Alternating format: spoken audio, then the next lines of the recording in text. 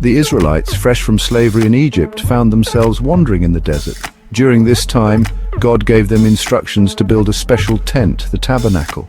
This would be a portable place of worship, a visible sign of God's presence among them. Exodus 39 tells the story of how they carefully built and furnished this sacred space, a testament to their devotion and God's detailed instructions. Imagine the Israelites camped out in the desert. Every day they saw this tent, reminding them that God was with them, leading them to the promised land. This wasn't just any tent, it was a symbol of their covenant with God. It was divided into two sections. First, you had the holy place, where priests offered incense daily. Then even more special was the Holy of Holies. Only the high priest could enter this area, and even then, only once a year on the Day of Atonement to offer a sacrifice for the people's sins. Building the tabernacle wasn't a simple task. God gave Moses very specific instructions about everything, from the materials to the design, and the Israelites, eager to please God, didn't hold back. They gave generously of their most valuable possessions: gold, silver, bronze, fine linen, colorful yarns, animal skins, acacia wood, precious stones, spices and oil. Think about what it meant to give up those precious things. These weren't just ordinary materials, they were signs of wealth and status.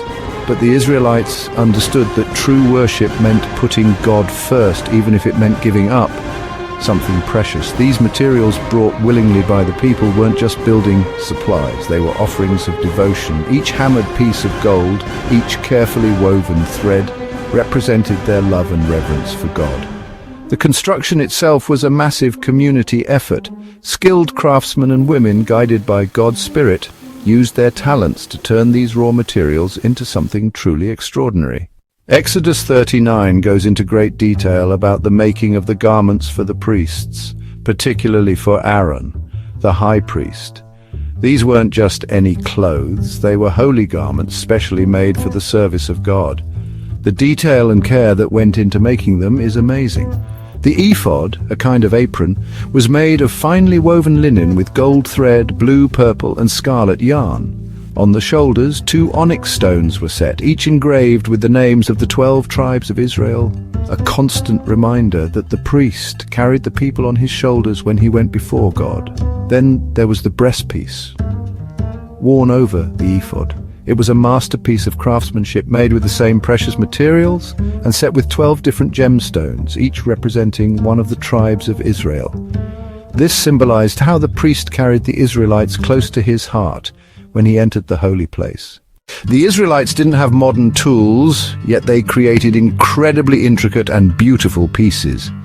The craftsmanship exhibited in the tabernacle's construction, particularly in the priestly garments, was extraordinary. The gold meticulously hammered and shaped, the gemstones carefully cut and polished, the fabrics expertly woven and embroidered, all pointed to the skill and dedication of the craftsmen. But more importantly, it reflected their deep reverence for God.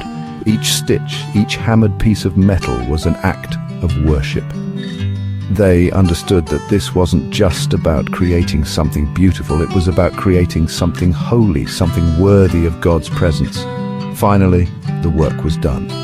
The tabernacle stood complete, a shining testament to God's glory and the Israelites' devotion. Moses inspected everything, making sure it was done according to God's instructions, and it was perfect. The Israelites had poured their hearts and souls into this project, and God was pleased. This meticulous work wasn't just about following rules, it was about expressing their love and dedication to God.